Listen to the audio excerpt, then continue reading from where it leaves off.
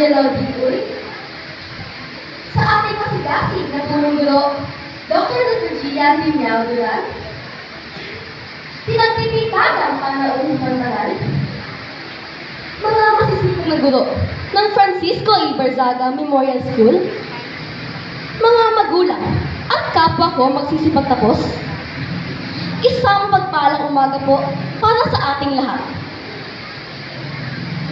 Ang pagtayo po sa inyong harapan at mabigyan ng pagkakataong makapagbahayag ng aking salubin patungkol sa aming pagtatapos ay isang napakalaking karangalan po para sa akin. To be honest, I truly feel the joy and excitement on this day. Not because I'm standing in front of you, but because this is the moment we have all been waiting for. Our graduation day. The day that marks the start of the next chapter in our learning journey. Yes, we are already here. But how did we arrive with this kind of celebration? Truly, it feels great to remember and recall our experiences from the time we started studying in our alma mater. How we were taught by our diligent teachers just to understand the lessons shared with us, and how we were shaped to develop good manners.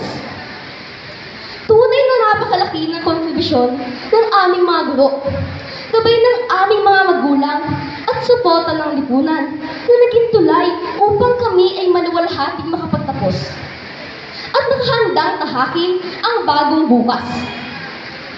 Lubos po akong naniniwala na mula sa mga pinanday ng mga kaalaman ng aming mga mahal na guro upang kami ay magkaroon ng matalinong pag-iisip at mabuting asal ay magsisilbing aming sandata, magsisilbing aming gabay, magsisilbing aming lakas, motibasyon, at magsisilbing ilaw ng aming paniniwala para sa kinabukasan ng ating minamahal na bansa.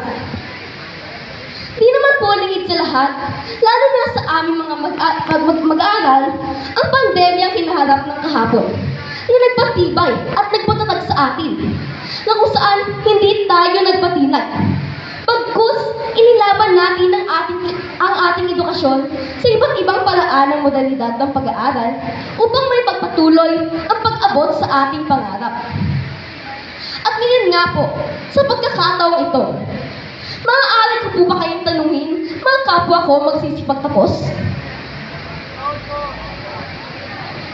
Handa na ba nating tahakin ang bagong yugto ng ating pag-aaral at maging aktibong henerasyon na nagtutulungan, nagkakaisa, malaya sa karahasan at puno ng oportunidad para sa pagbuo ng maunlad na bansa? Kung gayon, hamunin natin ang ating mga sarili na maging henerasyon na hindi lamang mag-aani ng bunga ng pagsusumikap ng nakaraang henerasyon, kundi magtatanim din ng bagong puno ng pag-asa para sa kinabukasan ng Pilipinas. Isang bagong henerasyon na mag-iiwan ng mas magandang pamana para sa susunod. Magsimula tayo sa ating mga sarili. Maging halimbawa tayo ng pagtutulungan, pagkakaisa, at pagmamahal sa bayan. Ipakita natin sa mundo na kaya natin gumangon mula sa kahirapan at maging isang maunlad at mapayapang bansa. Hindi lamang sa salita, kundi sa gawa. Palakpakan po natin ang ating mga sarili.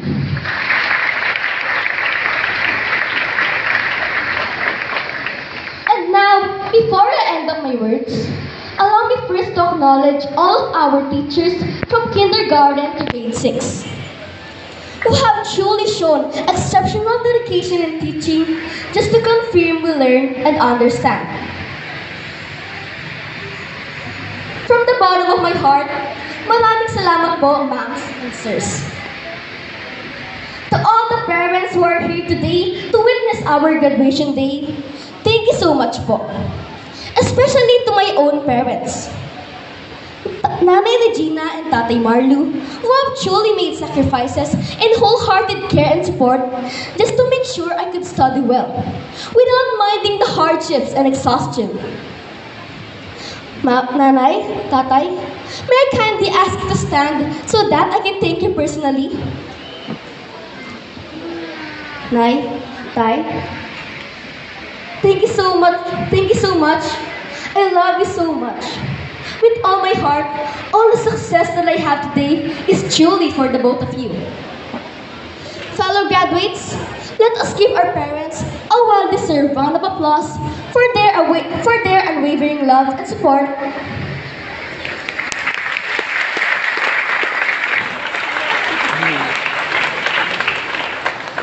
Thank you, parents, for being our rock. At sa aking mga kamag-aral, kaibigan, at kapwa magsisipagtapos na naging bahagi ng aking tagumpay sa kasalukuyan. Maraming salamat, lalong-lalo na sa mga magagandang alaalang ating pinagsamahan. Mga tuksuhan, kwentuhan, tawanan. At kung minsan ay tuksuhan at tampuhan, na siya na mga nagpatibay sa atin. Maraming salamat sa mga alaala. Muli, maligayang pagtatapos sa ating lahat. Maraming salamat po.